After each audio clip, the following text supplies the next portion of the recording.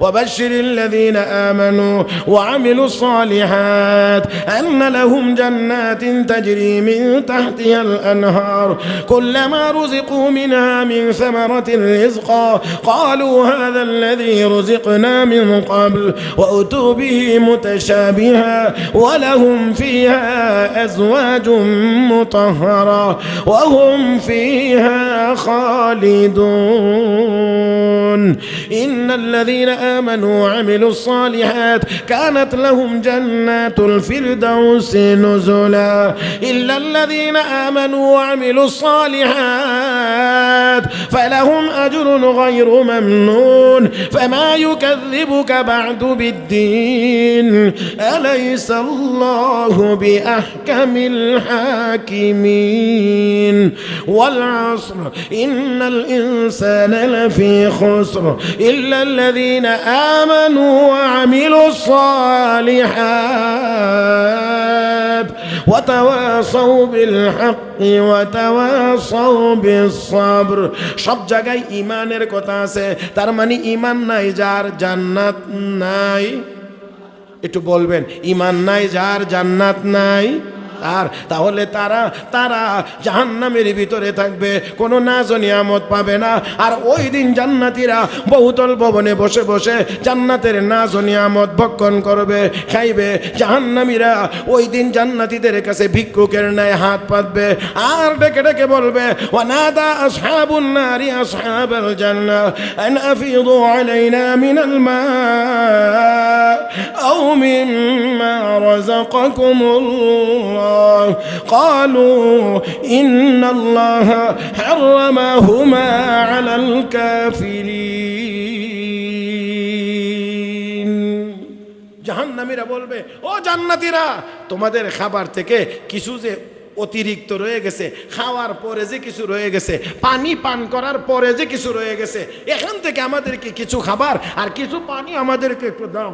যারা দুনিয়ার জীবনে এত সম্পদের মালিক ছিল, ওই দিন তারা ভিক্ষুকের ন্যায় হাত পাতবে আর বলবে খাওয়ার পরে যেটা আছে এখান থেকে একটু দাও, পান করার পরে যে একটু গ্লাসের নিচে পানি আছে একটু পানি আমাদেরকে দাও। ওই দিন জান্নাতীরা বলবে না, দেওয়া যাবে না। ইন্নাল্লাহ হারামাহুমা আলাল কাফিরিন, জান্নাতের খাবার জান্নাতের পানীয় আল্লাহ কাফের বেঈমানদের জন্য হারাম ঘোষণা করেছেন। আওয়াজ করে বলেন এই দুনিয়া কতক্ষণ দুনিয়াতে আমরা আছি কেউ জানি না, কেউ বলতেও পারি না।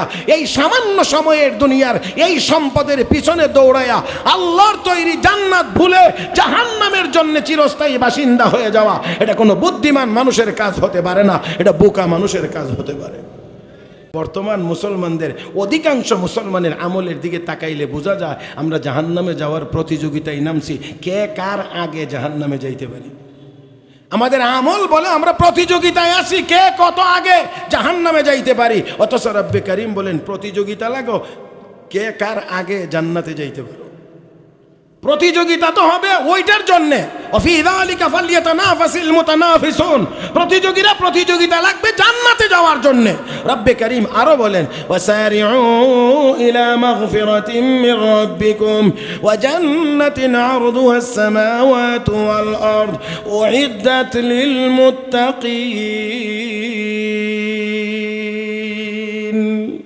আল্লাহ রাব্বুল আলামিন বলেন জান্নাতের দিকে প্রতিযোগিতা লাগাও, কে কার আগে জান্নাতে যাইতে পারো। যেই জান্নাত প্রস্থ হলো আসমান জমিন মিলে যত, জান্নাত প্রস্থ হবে তত, লম্বা কত আল্লাহ ভালো জানেন। 7 আসমান জমিন মিলে যত জান্নাত প্রস্থ হবে তত, ওই জান্নাতের দিকে প্রতিযোগিতা লাগাও, কে কার আগে জান্নাতে যাইতে পারো। উইদ্দাত লিল মুত্তাকিন, এই জান্নাত মুত্তাকিনদের জন্য তৈরি করা হয়েছে।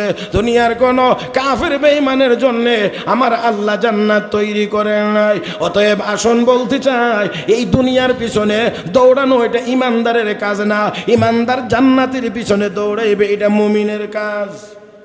এই জন্য হাদিস শরীফে আছে যে তোমরা দুনিয়ার সন্তান হয় না, তোমরা আখিরাতের সন্তান হও। তার মানে হলো দুনিয়ার পিছনে প্রয়োজনের অতিরিক্ত দৌড়ায়ও না, জান্নাত পাওয়ার আশা আমলের প্রতিযোগিতায় থাকো, কে কত বেশি আমল করতে পারো যাতে করে দ্রুত জান্নাতে যাওয়ার ব্যবস্থা হয়, আল্লাহর রহমত যেন দ্রুত তোমার শামিলে হাল হয়।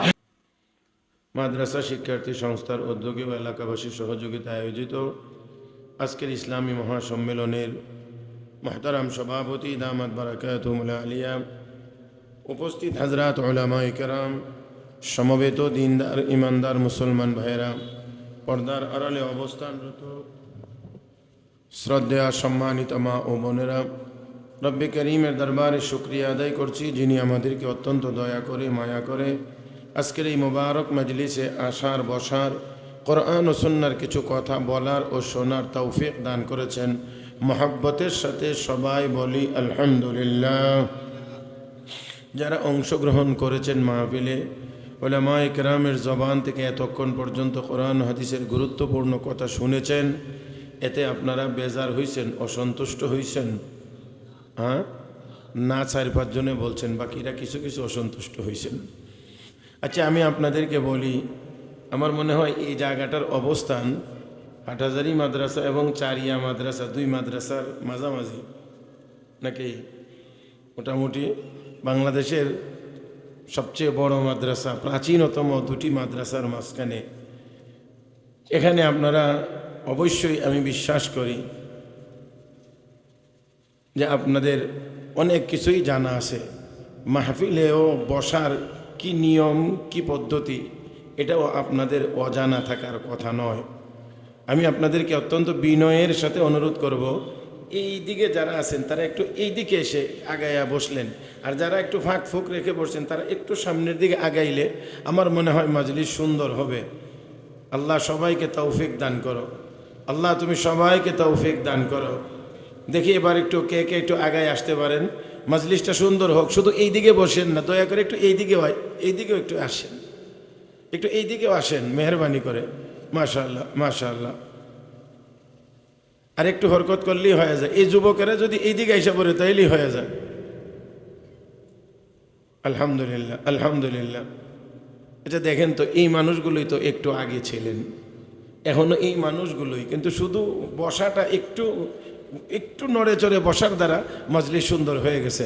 সবাই একটু আমার দিকে তাকাবেন, আমার কথাগুলো বুঝতে কোনো অসুবিধা হয় না তো? মনে পড়ে কয়েক বছর আগে একবার এসেছিলাম এই মাহফিলে। জি ঠিক আছে, জি আমি কয়েক বছর আগে এসেছিলাম। তো এবারও আসার আসলে সম্ভাবনা কমই ছিল, কিন্তু চারিয়া মাদ্রাসার হযরত মুহতামিম হুজুর দামাত বারাকাতুহুম নিজে ফোন করেছেন। এই জন্যে এত বড় মানুষের ফোন ফিরিয়ে দেওয়াটা আসলে আমার মতো ছোট মানুষের জন্য এটা বেয়াদবির মতোই মনে হয়। এই জন্যে কিছুটা অসুবিধা থাকা সত্ত্বেও আমি এই দাওয়াতটা রাখতে রাজি হয়েছি, সম্মত হয়েছি। আলহামদুলিল্লাহ, আপনাদের খেদমতে আল্লাহ হাজির করে দিয়েছেন। কর্তৃপক্ষের পক্ষ থেকে একটি বিষয় নির্ধারিত ছিল, আখিরাতের বয়ান, মনে হয় এরকমই, জি আখিরাতের বিষয়ে আলোচনা। আমি আপনাদের খেদমতে পবিত্র কোরআনুল কারীমের সূরাতুল বাকারা থেকে একখানা আয়াত তেলাওয়াত করেছি। রাসূল আরবি সাল্লাল্লাহু আলাইহি ওয়াসাল্লামের অসংখ্য অগণিত হাদিস থেকে একখানা হাদিস তেলাওয়াত করেছি। আমার কথাগুলো যদি বুঝেন তাহলে আমাকে মাঝে মাঝে একটু কথা বলে আপনারা সহযোগিতা করবেন। এই আয়াত, এই হাদিসকে সামনে রেখে আপনাদের খেদমতে কয়েকটি কথা বলতে চাই। আল্লাহ যেন বলবার, শুনবার, বুঝবার এবং আমল করবার তৌফিক দান করেন। মহব্বতের সাথে বলি আমিন। মুহতারাম হাজিরিন, আমরা এই পৃথিবীতে কেহই ছিলাম না, এই পৃথিবীতে আবার কেহই থাকতেও পারবো না। এই কথাটা কতটুকু সত্য? এই পৃথিবীতে আমরা কেহই ছিলাম না, এই পৃথিবীতে কেহই থাকতেও পারবো না, এই কথাটা কতটুকু সত্য? কত পার্সেন্ট, কত ভাগ সত্য? শতভাগ সত্য, শতভাগ সত্য, তাই না? যে একটু খেয়াল করি আমরা, তাহলে আমাদের এই দুনিয়াতে বা আসার যাত্রা শুরু হয়েছে রুহের জগৎ থেকে। সেই হিসাবে আমাদের এই আখেরাতে যাওয়ার আগে আমাদের একটু পিছনের জগৎগুলো সামান্য একটু চিনে আসার দরকার। রব্বে করিম আমাকে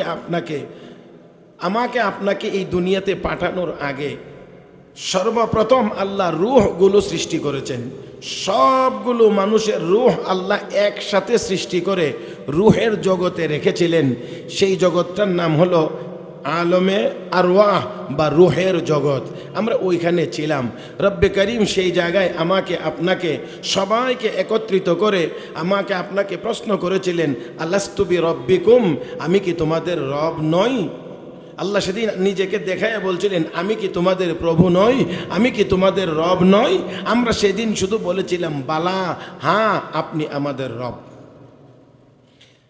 তো আমাকে আপনাকে আল্লাহ কেন বানাইলেন? ওই প্রথম সবকেই বোঝা যায় কেন বানাইলেন। আল্লাহকে রব মেনে আল্লাহর হুকুম মোতাবেক জীবন চালানোর জন্যই আল্লাহ আমাকে আপনাকে বানাইছেন। তো আমরা প্রথমে ছিলাম রুহের জগতে। সেই রুহের জগৎ থেকে আমরা আসলাম মায়ের পেটের জগতে, যেটাকে আলমে আরহাম বলা হয়। ছিলাম আমরা আলমে আরওয়াহ রুহের জগতে, আসলাম আলমে আরহাম মায়ের পেটের জগতে।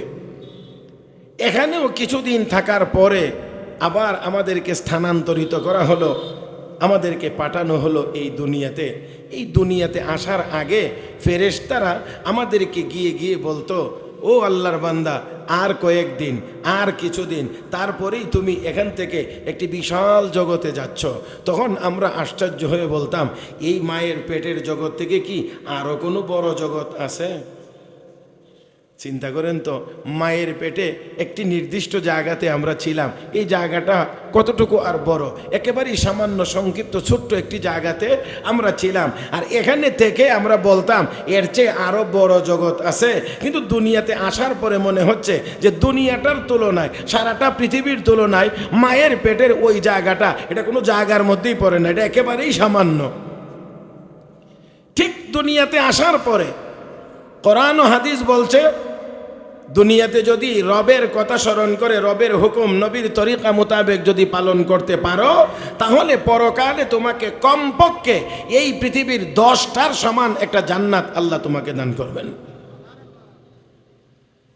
অনেকের এই বিশ্বাস করতে একটু কষ্টই হয় অনেকের, যে একজন মানুষের জন্য 10টা পৃথিবীর সমান একটা জান্নাত যদি হয়, আর এত মানুষকে জান্নাত দিতে হয়, কত জায়গার প্রয়োজন। আমি সেই দিকে যাব না, সেই সাইডে যাওয়ার দরকারও মনে করি না। তবে শুধু একটা কথা মাত্র বলি, এতটুকু পর্যন্ত, যে একটা মাত্র গ্রহ আমাদেরকে আলো দেয়, যার নাম সূর্য। এই সূর্যটা পৃথিবী থেকে কত গুণ বড়? বিজ্ঞানের ভাষায়, বিজ্ঞানের থিওরিতে পৃথিবী থেকে সূর্যটা 13 লক্ষ গুণ বড়। 13 লক্ষ পৃথিবীকে একসাথে করলে যত বড় হবে, একটা সূর্য তত বড়। আচ্ছা আপনারা এবার বলেন, এই একটা সূর্যই কি মহাশূন্যের ভিতরে, না আরো আছে? আরো আছে, সূর্যের চাইতে বড় আছে। তাহলে দেখেন মহাশূন্যের ভিতরে, মহাশূন্যের ভিতরে সূর্যটা কতটুকু জায়গা নিয়ে আসে। এই একটা সূর্যই যদি পৃথিবী থেকে 13 লক্ষ গুণ বড় হয়, তাহলে মহাশূন্যটা কত বড়? আসমানের নিচে সবগুলো, সেই আসমান কত বড়? তো যেই আল্লাহ এত বড় সূর্য বানাইতে পারলেন, যেই আল্লাহ এত বড় মহাশূন্য বানাইতে পারেন, যে আল্লাহ এত বড় আসমান বানাইতে পারেন, সেই আল্লাহর পক্ষে অবশ্যই 10টা দুনিয়া নয়, আরো বেশি পরিমাণে জায়গা দিয়েও জান্নাত দিলে আমার আল্লাহর কোনো অসুবিধা হবে না। তো যাই হোক, এই দুনিয়াতে আমরা আসলাম। দুনিয়াটা হলো আমাদের কাজ করার জায়গা, দুনিয়াটা হলো আমাদের কাজের জায়গা। রুহের জগতে বসেছিলাম, আসার পথে মায়ের পেটের জগতে কিছুদিন ছিলাম। দুনিয়াতে আল্লাহ পাঠাইছেন, আবার একটি নির্দিষ্ট সময় পার হয়ে গেলে সবাইকে চলে যাইতে হবে। মুহতারাম হাজরিন, খেয়াল করে দেখেন, আমি যে কথাগুলো বলার চেষ্টা করেছি, 1 নাম্বার কথা হলো, আমরা এই দুনিয়াতে কেহই ছিলাম। আমার সাথে একটু কথা বলবেন, এই পৃথিবীতে আমরা কেহই ছিলাম না। তাহলে আমরা এই পৃথিবীতে আসিও নাই, আমরা আসতে পারিও নাই। কেউ না কেউ আমাকে আপনাকে পাঠাইছেন। তিনি কে? এই দুনিয়াতে একটি নির্দিষ্ট সময় পার হয়ে গেলে চাইলেও এই দুনিয়াতে আমরা কেউই থাকতেও পারবো না। নিয়ে যাবেন কে? আল্লাহ। তাহলে দেখেন, এবার এই দুনিয়াতে আমরা আসি, নিয়ে যাবেন। তো নিয়ে গেলে 3 নাম্বার। এরপরের 4 নম্বরটা হলো যে আমাদেরকে কবর জগতে যাইতে হবে, যেটার নাম আলমে বরজখ, পরকালের প্রথম ঘাঁটি আলমে বরজখ। এখানে কিছুদিন থাকার পরে আবার একটি সময় আসবে, এখান থেকে আমাদেরকে আবার পুনরায় জীবিত করা হবে। তাহলে ছিলাম না আমরা, দুনিয়াতে এসেছি, পাঠানো হয়েছে, দুনিয়ায় থাকতে পারবো না, আবার নিয়ে যাওয়া হবে, নিয়ে যাওয়া পর্যন্তই শেষ না, আবার পুনরায় জিন্দা করা হবে, জিন্দা করা পর্যন্তই শেষ না। এই দুনিয়াতে যতদিন ছিলাম, যত বছর ছিলাম, এই জীবনের হিসাব আল্লাহ রাব্বুল আলামিনের কাছে দিতে হবে। এই কথাগুলোই আমার তিলাওয়াতকৃত আয়াতে আল্লাহ রাব্বুল আলামিন বলেছেন, কাইফা তাকফুরুনা বিল্লাহি ওয়া কুনতুম আমওয়াতান ফাআহইয়াকুম সুম্মা ইউমীতুকুম সুম্মা ইউহয়ীকুম সুম্মা ইলাইহি তুরজাউন। আল্লাহ বলেন, বান্দা কেমনে আমার সাথে নাফরমানি তুই করিস, কেমনে গুনার কাজ করিস, কোন আকলে, কোন যুক্তিতে, কোন বুদ্ধিতে, কোন মেধায় তুই আমার নাফরমানি করিস, আমার বিরুদ্ধাচরণ করিস। হে বান্দা, তুই তো দুনিয়াতে ছিলে না, আমি আল্লাহ তোকে বানাইলাম, দুনিয়াতে পাঠাইলাম, তারপর এই দুনিয়াতে থেকে আমি আল্লাহ তোকে আবার মৃত্যু দান করব, আবার মৌতের পরে তোকে পুনরায় জীবিত করব, তারপর আমি আল্লাহ আমার আদালতে তোকে হাজির করব। আমি আপনাদেরকে জিজ্ঞেস করি, একটু আওয়াজ করে জবাব দিবেন, আবার আমাকে আপনাকে আল্লাহ জীবিত করবেন এবং আল্লাহর আদালতে হাজির করবেন, এই কথার বিশ্বাস কি আমাদের নাই না আছে? যদি দুর্বলতা থাকে তাহলে কিন্তু ঈমান দুর্বল। যদি বেশি আমাদের যদি এই বিশ্বাস না থাকে তাহলে ঈমানই থাকবে না, কারণ ঈমানের অন্যতম অঙ্গ হলো ওয়াল বাসি বাদাল মাউত, মৌতের পরে আবার পুনরায় জীবিত করা হবে। তাহলে আসেন, এই দুনিয়াতে আমাকে আপনাকে আল্লাহ পাঠাইছেন, নির্দিষ্ট সময় পার হয়ে গেলে আবার আমাদেরকে নিয়ে যাওয়া হবে, মানে মৃত্যু হয়ে যাবে। এতটুকু পর্যন্ত দুনিয়ার সব মানুষ একমত, দুনিয়াতে ছিলাম না, থাকতে পারবো না, মরতে হবে, এতটুকু পর্যন্ত দুনিয়ার সব মানুষ একমত, দুনিয়াতে থাকা যাবে না, মরতে হবে। কিন্তু পরের অংশ হলো দ্বিমতের জায়গা। দুনিয়ার সব কাফের বেঈমান মনে করে মরণ পর্যন্ত শেষ, দুনিয়ার সব কাফের বেঈমানেরা মনে করে মরণ পর্যন্ত শেষ, আর আমরা মনে করি মরার মাধ্যমে এমন একটা জীবন শুরু হবে যেই জীবনটা শুধু শুরুই হবে আর কোনোদিন শেষ হবে না। এই জন্যে ওই যে মরার পরে আবার জীবিত করা হবে, আমার আপনার কাছ থেকে দুনিয়ার জীবনের হিসাব নেওয়া লাগবে, এই চিন্তাটা মুমিনের ভিতরে থাকার কারণে মুমিনের জীবন হয় সুশৃঙ্খল, মুমিনের জীবন হয় সুন্দর। আর ওই পরকালীন চিন্তা না থাকার কারণে দুনিয়ার সব কাফের বেঈমানদের জীবনযাপন হয় অশৃঙ্খল, তাদের জীবনযাপন আর গরু ছাগলের জীবনযাপন, কুকুর বিড়ালের জীবনযাপনে কোনো রকমের ব্যবধান থাকে না। অথচ দুর্ভাগ্যজনকভাবে হলেও সত্য, আমাদের অনেক মুসলমানের খুব আক্ষেপ আর আফসোস, তাদের অনেক সম্পদ, তাদের অনেক বাড়ি, তাদের অনেক গাড়ি, তাদের অনেক অস্ত্র, তাদের অনেক গোলাবারুদ, অনেক কিছু, তাদের টাকা পয়সা, তাদের অর্থনৈতিক অবস্থা, এইগুলো দেখে দেখে মুসলমানেরাও কিছু কিছু মুসলমান আক্ষেপ করে, আফসোস করে, অনেকে তো এই কথা বলেই ফেলে, হুজুর আমরা তো আল্লাহকে কিছু হইলেও ডাকি, মাঝে মাঝে হইলেও নামাজ পড়ি, মাঝে মাঝে হইলেও তো রোজা রাখি, মাঝে মাঝে হইলেও তো মসজিদে যাই, তো আল্লাহকে তো আমরা কিছু ডাকি। ইহুদিরা তো আল্লাহকে ডাকে না, খ্রিস্টানরা তো আল্লাহকে ডাকে না, আরও অন্যান্য পৌত্তলিকারা, মূর্তি পূজারীরা, তারা তো আল্লাহকে ডাকে না, ওরে নাস্তিক যারা, তারাও তো আল্লাহকে ডাকে না। তাহলে তাদের এত সম্পদ, এত ধন সম্পদ আল্লাহ তাদেরকে দিয়ে রেখেছেন, আর আমাদেরকে দুর্বল করে রেখেছেন, গরিব করে রেখেছেন। মুহতারাম হাজিরিন, প্রথম নাম্বার কথা হলো এই ক্ষেত্রে এখানে আমাদের কিছুটা বুঝারও দরকার আছে, কিছুটা বুঝার ভুলের মধ্যেও আমরা আছি। প্রথম নাম্বার কথা হলো দুনিয়ার সম্পদ, আল্লাহ রাব্বুল আলামিনের ঘোষণা, দুনিয়ার সম্পদ হলো কম দামি এবং ক্ষণস্থায়ী, আর পক্ষান্তরে পরকালীন জীবনের জান্নাতের নাজ ও নিয়ামত হলো চিরস্থায়ী এবং দামি। দুনিয়ারটা কম দামি, আখেরাতেরটা দামি, দুনিয়ারটা ক্ষণস্থায়ী, আখেরাতেরটা চিরস্থায়ী। আর আখেরাতের এই চিরস্থায়ী দামি নাজ ও নিয়ামত আল্লাহ ইমানদারদেরকেই দিবেন, দুনিয়ার কোনো কাফের বেঈমানদেরকে দিবেন না। আল্লাহ রাব্বুল আলামিন বলেন, বাল তুসিরুনাল হায়াতাদ দুনিয়া ওয়াল আখিরাতু খায়রুন ওয়া আবকা ইন্না হাযা লাফিস সুহুফিল উলা সুহুফি ইব্রাহিম ওয়া মূসা। দুনিয়ার জীবনকে তোমরা প্রাধান্য দিচ্ছ, অথচ আখিরাত চিরস্থায়ী, আখিরাত উত্তম। আল্লাহ রাব্বুল আলামিন ১৫০০ বছর আগে কোরআন নাজিল করে আমাদেরকে জানিয়ে দিয়েছেন কাফের বেঈমানদের বাড়ি গাড়ি দালান কোঠা দেখে যেন আমরা ধোঁকায় না পড়ি। রব্বে করিম বলেন, লা ইয়াগুররান্নাকা তাকাল্লুবুল লাযীনা কাফারু ফিল বিলাদ মাতাউন কলিল সুম্মা মাওয়াহুম জাহান্নাম ওয়া বি'সাল মিহাদ। আল্লাহ রাব্বুল আলামিন বলেন, হাবিব আপনি আপনার উম্মত যেন ধোঁকায় পড়ে না যান তাদের বাড়ি গাড়ি চাল চলন দেখে। না, মাতাউন কালিল, সামান্য সম্পদ তাদেরকে দেওয়া হয়েছে। সুম্মা মাওয়াহুম জাহান্নাম, অতঃপর তাদের ঠিকানা হবে জাহান্নাম। একটু আওয়াজ করে ইমানদারি আওয়াজে জবাব দিন, আমরা মুসলমান, আমরা কেউ জাহান্নামে যাইতে চাই? সব জবানে বলেন নাই, কেউ কেউ যাইতে চান মনে হয়। আমরা কি কেউ জাহান্নামে যাইতে চাই? নিশ্চয়ই না, নিশ্চয়ই না। আর মুমিন জাহান্নামে যাবে কেন? রাসূল তো বলেছেন, মান ক্বালা লা ইলাহা ইল্লাল্লাহ দাখালাল জান্নাহ, যে বলবে লা ইলাহা ইল্লাল্লাহ মুহাম্মাদুর রাসূলুল্লাহ, সে অবশ্যই কোথায় যাবে? জান্নাতে যাবে, জান্নাতে যাবে। মুহতারাম হাজিরিন, তাহলে জাহান্নামে আমরা কেউই যাইতে চাই না। আর জাহান্নাম এটা ভালো কোনো জায়গাও না, ভালো কোনো জায়গাও না, যাইবার জায়গা এটা না। রব্বে করিম জাহান্নামের বিবরণ দিয়েছেন কোরআনে করিমের বহু আয়াতে। একটু কথা আমি আপনাদেরকে এখানে বলে রাখি যে আখিরাতের আলোচনা, এই আখিরাত দুই ভাগে বিভক্ত, একদিকে জাহান্নাম আর একদিকে জান্নাত। আমরা জাহান্নামে যাইতে চাই না, আমরা জান্নাতে যাইতে চাই। জাহান্নামে যাবে তো আমেরিকার ডোনাল্ড ট্রাম্প যাবে, জাহান্নামে যাবে তো রাশিয়ার ভ্লাদিমির পুতিন যাবে, জাহান্নামে যাবে তো চায়নার শি জিনপিং যাবে, জাহান্নামে যাবে তো ইন্ডিয়ার নরেন্দ্র মোদী যাবে। মুসলমানেরা আল্লাহর জান্নাতে যাবে। রাজি না ইনশাআল্লাহ? জান্নাতে যাইতেও রাজি না?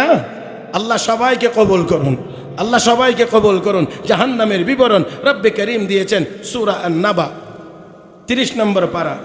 ইন্না জাহান্নামা কানাত মিরসাদা লিত-তাগিনা মাআবান লাবিথিনা ফিহা আহকাবা লা ইয়াযুকুনা ফিহা বারদান ওয়ালা শারাবা ইল্লা হামিমান ওয়া গাসসাকা জাযাআন ওয়িফাকা ইন্নাহুম কানু লা ইয়ারজুনা হিসাবা ওয়া কাযযাবু বিআয়াতিনা কিযাবা وكل شيء أحصيناه كتابا فذوقوا فلن نزيدكم إلا عذابا।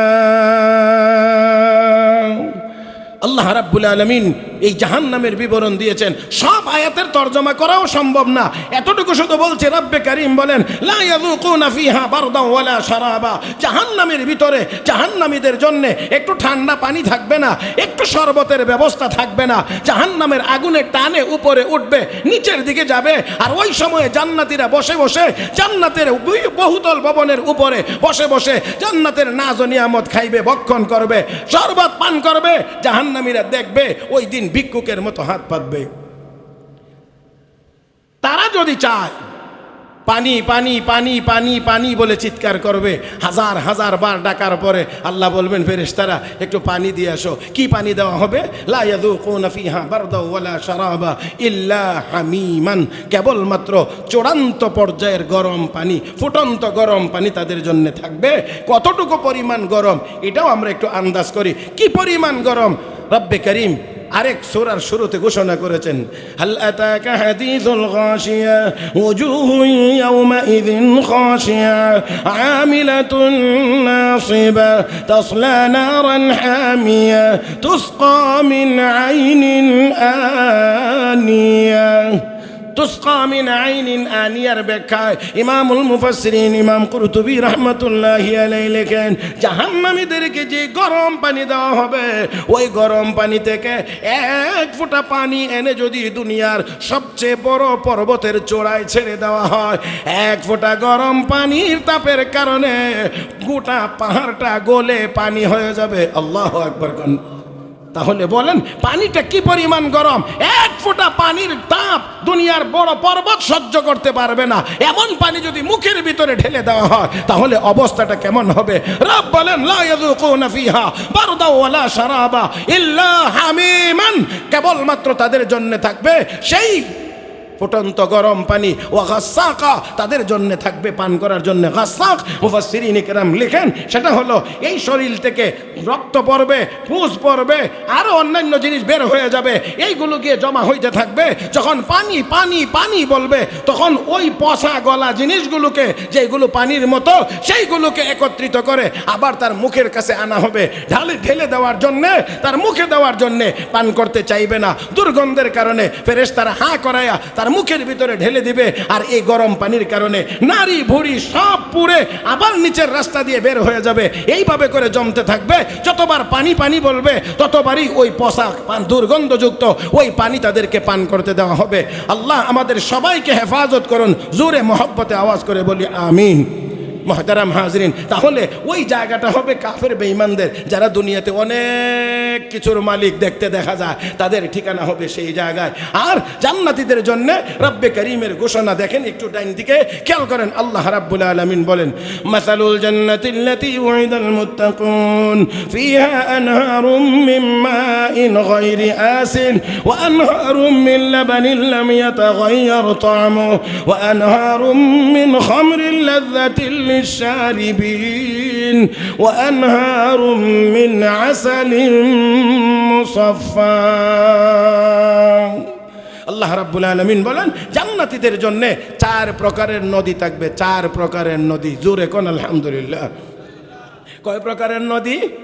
4 প্রকারের প্রবাহমান নদী। ইন্নাল্লাযীনা আমানু ওয়া আমিলুস সালিহাত কানাত লাহুম জান্নাতুল ফিরদাউসি নুজুলা। এইরকম তারপরে তাজরি মিন তাহতিহাল আনহার। আল্লাহ বলছেন জান্নাতীদের জান্নাতের তলদেশে নদী প্রবাহমান থাকবে। আল্লাহ কোরআন বলছে 4 প্রকারের নদী থাকবে। 1 নাম্বার বিশুদ্ধ পানি। কি? বিশুদ্ধ পানি। আমাদের তো বিশুদ্ধ পানিরও সংকট, কথা বলেন ঠিক না? বিশুদ্ধ পানি যার মধ্যে আয়রন, আর্সেনিক এই জাতীয় কোনো ক্ষতিকর উপাদান থাকবে। 2 নাম্বার, জান্নাতের ভিতরে যে নদী থাকবে সেটা হলো খাঁটি দুধ, নির্ভেজাল খাঁটি দুধের একটা নদী থাকবে প্রবাহমান। আল্লাহু আকবার। তাহলে এবার একটু চিন্তা করেন তো, আস্থা একটা নদী থাকবে আপনার জন্যে, এটা খাঁটি দুধে ভরা থাকবে, এটা আবার চলমান থাকবে।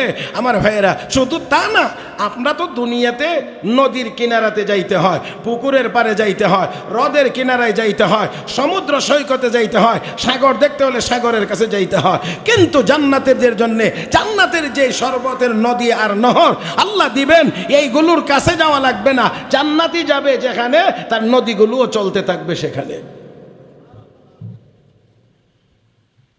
2 নাম্বার, বিশুদ্ধ দুধ, খাঁটি দুধের আস্থা একটা নদী আল্লাহ দান করবেন। 3 নম্বর হলো আনহারুম মিন খামরিল লাযযাতিল লিশারিবিন।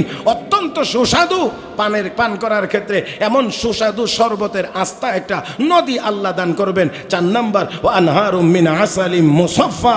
বিশুদ্ধ মধু, খাঁটি মধুর একটা নদী আল্লাহ রাব্বুল আলামিন প্রত্যেকটা জান্নাতীকে দান করবেন।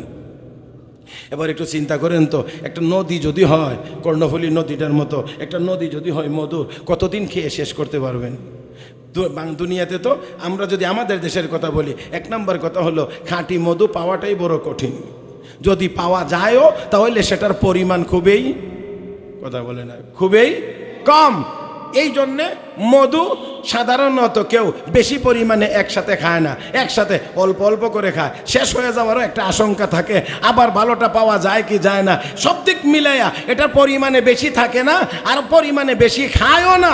কিন্তু জান্নাতের ভিতরে আল্লাহ রাব্বুল আলামিন বলবেন, বান্দা বান্দি, কত আত্মীয় স্বজন বেড়াইতে আসবে, মেহমান আসবে, আর ওই সময় তুই যদি আবার একটু একটু করে দিতে চাস, জান্নাত তো বখিলের জায়গা না। এই জন্য তোর মধ্যে এমন কোনো আশঙ্কা যেন দেখা না দেয়। এই জন্য আস্থা একটা নদী আমি আল্লাহ তোকে দান করব। তাহলে এখন বলেন তো দেখি, ওদের জন্য জান্নাতে যাওয়ার সুযোগ নাই, জাহান্নাম তাদের ঠিকানা। আর মুমিনের জন্য ঠিকানা কোথায়? জান্নাত। এবার বলেন দেখি, তাদেরকে যদি দুনিয়া আর একটু বেশিও দিয়ে দেওয়া হয় তাতে অসুবিধা কোথায়? কারণ মরার পরে তাদের আর কিছুই নাই, তারা বিশ্বাসও করে না। এই জন্য তাদের স্লোগান হলো দুনিয়াটা মস্ত বড়, দুনিয়াটা মস্ত বড়, খাও দাও পূর্তি করো, আর আগামীকাল বাঁচবে কিনা বলতে পারো। তার মানে মল্ল তো শেষ, মল্ল তো শেষ না। যদিও তারা মনে করে, এটা তাদের মনে করার বিষয়, মনে করার বিষয়, কিন্তু রব্বে কারীম বলেন না, তুই মনে করতে পারিস যে আর কিছুই হবে না। মক্কার কাফের বেঈমানরাও বলতো, নবী যখন বলতেন আবার পুনরায় জীবিত করা হবে, তখন তারা আশ্চর্য হয়ে বলতো।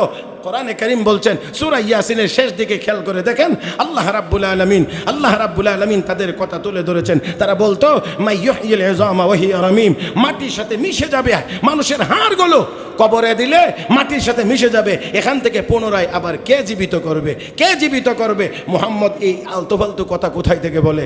মুসলমান, আল্লাহ রাব্বুল আলামিন জবাবে বলেন, নবী আপনি তাদেরকে জানায়া দেন, কুল ইউহয়িহাল্লাযী আনশাআহা আউওয়ালা মাররা ওয়া হুয়া বিকুল্লি খালকিন আলীম الذي جعل لكم من الشجر الأخضر نارا فإذا أنتم منه توقدون أوليس الذي خلق السماوات والأرض بقادر على أن يخلق مثلهم بلى وهو الخلاق العليم إنما أمره إذا أراد شيئا أن يقول له كن فيكون فسبحان الذي بيده ملكوت كل شيء وإليه ترجعون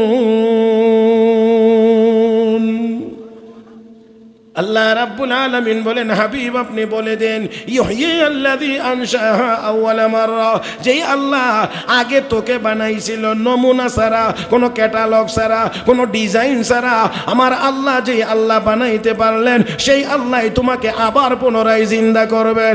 আওয়াজ করে জবাব দিতে হবে, সেই আল্লাহর ক্ষমতা নাই না আছে? নাই না আছে? আল্লাহ রাব্বুল আলামিন এই জন্য অনেক নমুনা দেখায়া দিয়েছেন দুনিয়ার মানুষের সামনে। মরার পরে আবার পুনরায় আল্লাহ জীবিত করতে পারবেন, এটা আমার আল্লাহ দেখিয়ে দিয়েছেন। এমনকি একজন পয়গম্বরকে দিয়েও আল্লাহ দুনিয়ার মানুষকে দেখাইছেন। সাইয়্যিদিনা হযরত উযাইর আলাইহিস সালাতু ওয়াস সালাম রাস্তা দিয়ে চলছেন, কোথাও যাবেন, কবরস্থানের নিকট দিয়ে চলছেন, কবরের মাটি ভেঙে নিচের দিকে ডেবে গিয়েছে। পয়গম্বর মনে মনে একটু চিন্তা করলেন, আন্না ইউহয়িল্লাহু হাযিহি বাদা মাউতিহা, এই ভাঙ্গা কবর থেকে আমার আল্লাহ মানুষগুলোকে কেমনে আবার জীবিত করবেন? ও মুসলমান, ভুল বুঝার কোনো কারণ নাই। তাহলে কি পয়গম্বর বিশ্বাস করতেন না? হ্যাঁ, অবশ্যই বিশ্বাস করতেন। পয়গম্বর এই কথা বলেন নাই আল্লাহ পারবেন কি পারবেন না।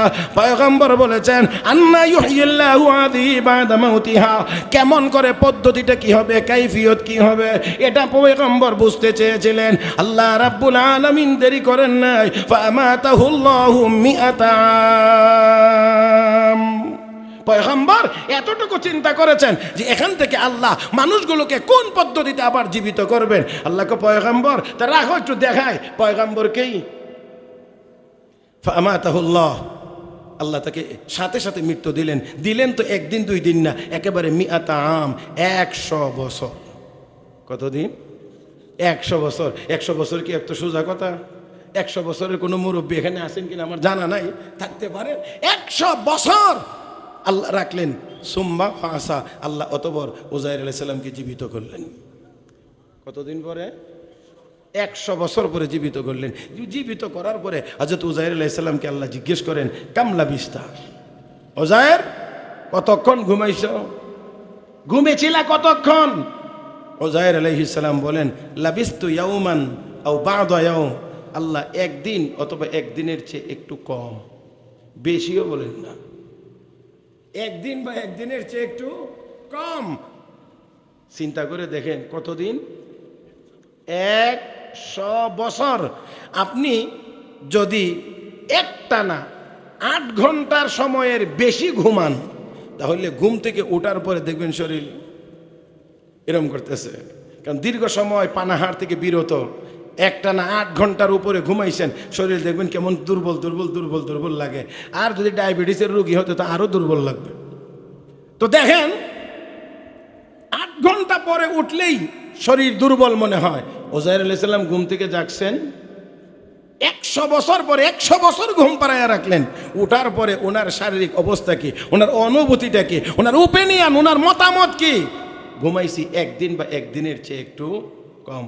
আল্লাহকে উজাইর বলো কি, বাল্লা বিস্তামি আতাম, তুমি তো ঘুমাইছো 100 বছর। উজাইর আলাইহিস সালাম কোন কি 100 বছর। তারপর আল্লাহ বলেন, উজাইর 100 বছর আগে বাড়ি থেকে বের হয়ে আসার সময়ে সফরে যাওয়ার জন্যে কিছু রুটি আর পানি নিয়ে আসছিল না? বলে হ্যাঁ আল্লাহ নিয়ে আসছিলাম। ফানজুর ইলা তাআমিকা ওয়া শারাবিকা লাম ইয়াতাসান্না। উজাইর 100 বছর আগে আনার ওই পানি এবং রুটির দিকে তাকায়া দেখো, আমি আল্লাহ একটাও নষ্ট হতে দেই নাই, সবগুলোকে সংরক্ষণ করেছি। 100 বছর আগের রুটিও ঠিক, পানিও ঠিক। তারপরে আল্লাহ বলেন, ওয়ানজুর ইলা হিমারিক। উজাইর একটা প্রাণী যাকে গাধা বলে, এই গাধার পিঠে সওয়ার হয়ে তুমি আসছিলে না? বলে হ্যাঁ আসছিলাম। তোমার সাথে তোমার গাধাটাকেও মৃত্যু দিয়েছিলাম। এবার একটু তাকায়া দেখো, এবার একটু তাকায়া থাকো, তোমার চোখের সামনে এই গাধাটা জীবিত হবে, আমি আল্লাহ জীবিত করব। তোমার চোখের সামনে গাধাটা জীবিত হবে যেইভাবে এই ভাঙ্গা কবর থেকে মানুষগুলোকে আমি আল্লাহ জীবিত করব, সেইভাবে। উজাইর আলাইহিস সালাম তাকায় রইলেন, দেখতে পাইলেন চোখের সামনে হাড়গুলো এসে ফিটিং হইতেছে, খাঁচা তৈরি হয়ে গেছে, রগগুলো ভিতরে পাইপলাইন ঢুকে গেছে, তারপরে গোশত আইসা মানে এর মধ্যে লাগিয়া যাইতে আছে, লেগে যাচ্ছে, তারপরে চামড়ার উপর দিয়ে কাভারিং হয়ে গেছে, পুরা কাঠামো তৈরি হয়ে গেলে কিছুক্ষণের মধ্যেই ওই গাধা পুনরায় দাঁড়িয়ে জীবিত অবস্থায় নড়াচড়া করতে শুরু করেছে। আল্লাহ কয়, উজাইর এটা যেভাবে এই ভাঙ্গা কবর থেকে মানুষগুলো উঠবে সেইভাবে তাহলে বাঁচার কোনো ব্যবস্থা? আল্লাহ কয়, সুম্মা ইউহয়িকুম, আবার তোমাকে জীবিত করা হবে।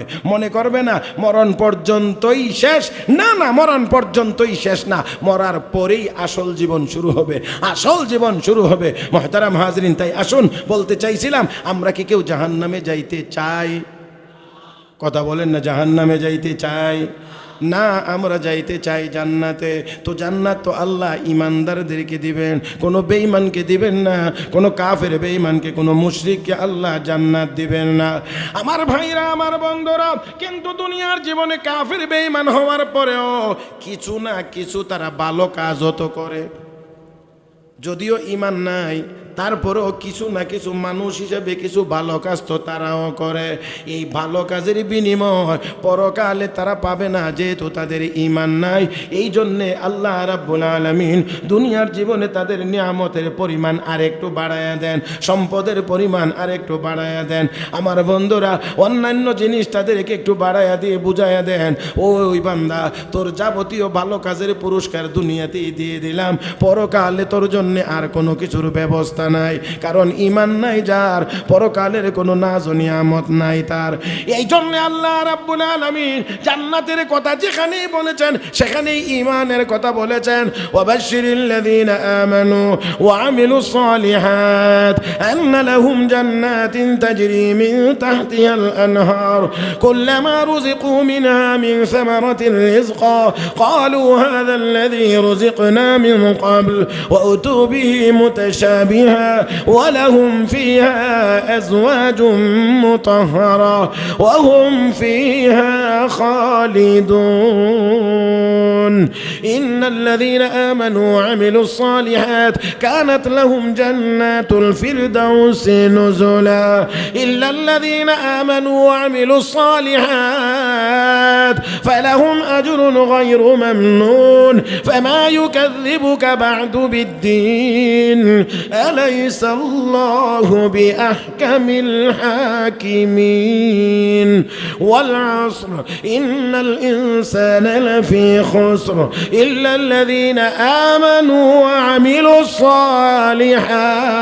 الصالحات وتواصوا بالحق وتواصوا بالصبر। সব জায়গায় ঈমানের কথা আছে, তার মানে ঈমান নাই যার, জান্নাত নাই। একটু বলবেন, ঈমান নাই যার, জান্নাত নাই। তাহলে তারা তারা জাহান্নামের ভিতরে থাকবে, কোনো নাজ নিয়ামত পাবে না। আর ওই দিন জান্নাতীরা বহুতল ভবনে বসে বসে জান্নাতের নাজ নিয়ামত ভক্ষণ করবে, খাইবে। জাহান্নামীরা ওই দিন জান্নাতীদের কাছে ভিক্ষুকের ন্যায় হাত পাতবে আর ডেকে ডেকে বলবে, ওয়ানাদা আসহাবুন নারি আসহাবাল জান্নাহ আন আফিদু আলাইনা মিনাল মা আও মিম্মা রাযাকাকুমুল্লাহ ক্বালু ইন্নাল্লাহা হারামাহুমা আলাল কাফিরিন। জাহান্নামীরা বলবে, ও জান্নাতীরা, তোমাদের খাবার থেকে কিছু যে অতিরিক্ত রয়ে গেছে, খাওয়ার পরে যে কিছু রয়ে গেছে, পানি পান করার পরে যে কিছু রয়ে গেছে, এখান থেকে আমাদেরকে কিছু খাবার আর কিছু পানি আমাদেরকে একটু দাও।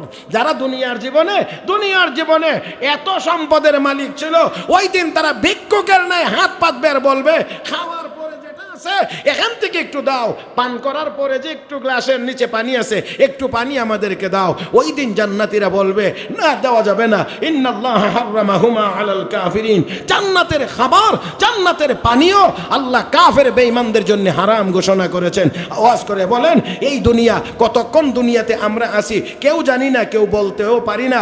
এই সামান্য সময়ের দুনিয়ার এই সম্পদের পিছনে দৌড়ায়া আল্লাহর তৈরি জান্নাত ভুলে জাহান্নামের জন্য চিরস্থায়ী বাসিন্দা হয়ে যাওয়া, এটা কোনো বুদ্ধিমান মানুষের কাজ হতে পারে না, এটা বোকা মানুষের কাজ হতে পারে। মুহতারাম হাজিরিন, কষ্ট হচ্ছে নাকি আপনাদের বেশি?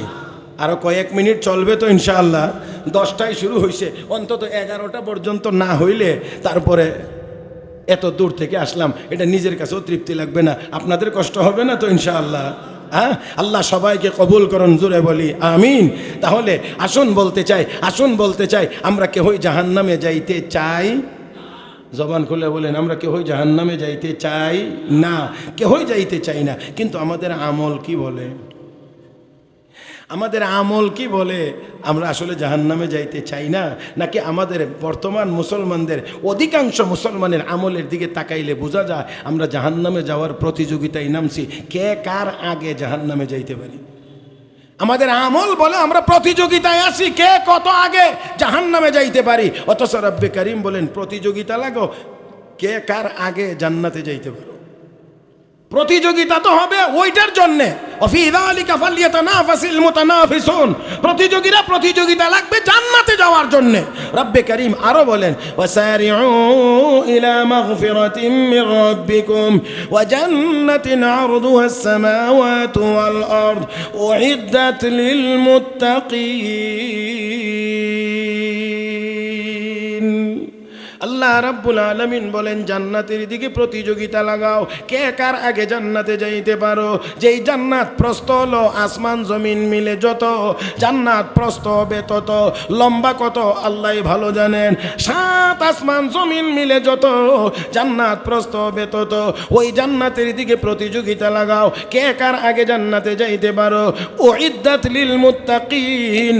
এই জান্নাত মুত্তাকিনদের জন্য তৈরি করা হয়েছে, দুনিয়ার কোন কাফের বেঈমানের জন্য আমার আল্লাহ জান্নাত তৈরি করেন নাই। অতএব আসুন বলতে চাই, এই দুনিয়ার পিছনে দৌড়ানো এটা ইমানদারের কাজ না, ইমানদার জান্নাতের পিছনে দৌড়াইবে, এটা মুমিনের কাজ। এই জন্যে হাদিস শরীফে আছে যে তোমরা দুনিয়ার সন্তান হয় না, তোমরা আখিরাতের সন্তান হও। তার মানে হলো দুনিয়ার পিছনে প্রয়োজনের অতিরিক্ত দৌড়ায়ও না, জান্নাত পাওয়ার আশা আমলের প্রতিযোগিতায় থাকো, কে কত বেশি আমল করতে পারো, যাতে করে দ্রুত জান্নাতে যাওয়ার ব্যবস্থা হয়, আল্লাহর রহমত যেন দ্রুত তোমার শামিলে হাল হয়। মুহতারাম হাজিরিন, তাহলে আমাদেরকে অবশ্যই চিন্তা করতে হবে। এবারে যেই জায়গাটায় আমি আপনাদেরকে একটু নিয়ে যাইতে চাই তা হলো এই পরকালীন চিন্তা যাদের চোখের সামনে থাকবে, আমাকে জাহান্নাম থেকে বাঁচতে হবে, আমাকে জান্নাতে যাইতে হবে, ওই লোকটার জীবনযাপনই দুনিয়ার জীবনে সুন্দর হবে। ওই লোক চুরি করবে না, ডাকাতি করবে না, দুর্নীতি করবে না, চিন্তায় রাহাজানি করবে না, মদ পান করবে না, গাঁজা বাবা পান করবে না, খাইবে না। আমার বন্ধুরা, আর ওই চিন্তা যদি না থাকে তাহলে তাদেরকে হাজারো আইন দিয়েও, হাজারো বাহিনী দিয়েও তাদেরকে অপরাধ থেকে বিরত রাখা যায় না। এই কারণে আমি বলে থাকি, হাটহাজারী মাদ্রাসা মাদ্রাসা, চারিয়া মাদ্রাসা, নাজিরহাট মাদ্রাসা, নানুপুর মাদ্রাসা, জিরি মাদ্রাসা, পটিয়া মাদ্রাসা, আমাদের এই যত মাদ্রাসাগুলো আছে, একটা মাদ্রাসায় গিয়েও সারা বছরে একটা আবুল বিড়িও পাওয়া যাবে না যে একজন ছাত্র একটা আবুল বিড়ি পান করে। আর যেই যেই জায়গাতে পুলিশ পাহারা বসানো হয়েছে, শুধুমাত্র ওই আখিরাতের চিন্তা তাদের না থাকার কারণে, ওই শিক্ষা তাদেরকে দিতে না পারার কারণে পুলিশ পাহারা দিয়েও তাদেরকে ওই জিনিস থেকে বিরত রাখা যায় না। মুহতারাম হাজরিন, তাহলে আসেন, দুনিয়ার জীবনটা সুন্দর হবে যদি আখিরাতের চিন্তা তার ভিতরে থাকে।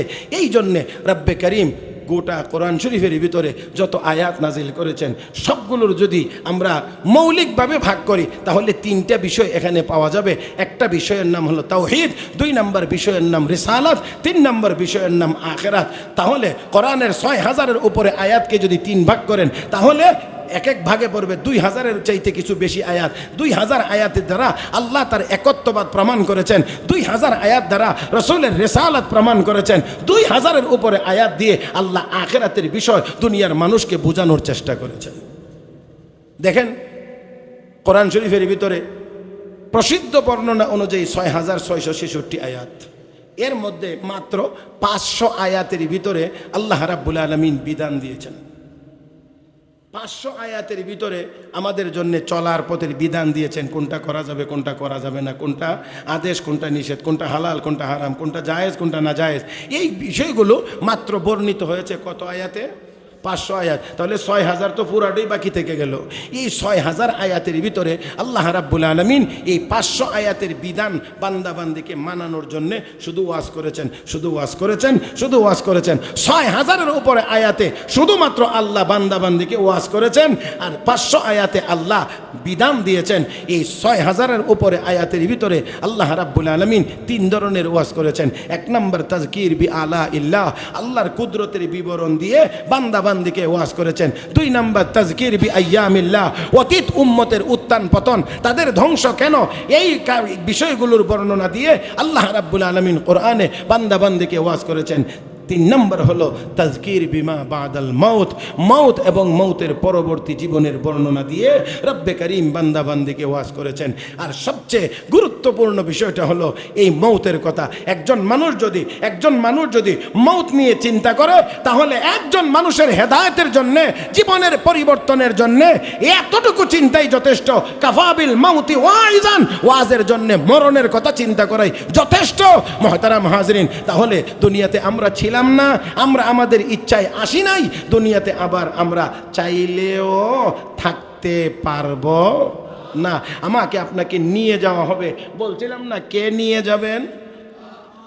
তাহলে দুনিয়াতে আসলে আমরা খাওয়ার জন্য আসি নাই, দুনিয়াতে আসলে আমরা খাওয়ার জন্য আসি নাই, দুনিয়াতে আমরা এসেছি আল্লাহর সাথে সম্পর্ক গড়ার জন্যে। এই কথাটাকে আরেকটু আওয়াজ করে বলবেন না? সম্পর্ক কার সাথে? মহব্বতে বলেন না, কার সাথে? আল্লাহর সাথে সম্পর্ক গড়ার জন্যে। দুনিয়াতে আমরা বেশি খাওয়ার জন্য আসি নাই। একটু খেয়াল করেন, যেই ছেলেটা বিয়ে করে, এই বিয়ের দিনে এই ছেলেটার আরেকটা নাম বলে, এটা আপনারা চিটাঙ্গের ভাষায় কি বলেন? বর, দোলা, জামাই, কোনটা বলেন? যে দোলা, কি বল? দোলা বড় বলে, দোলাও বলে, মানে মোটামুটি আমি বুঝাইতে পারছি কিনা?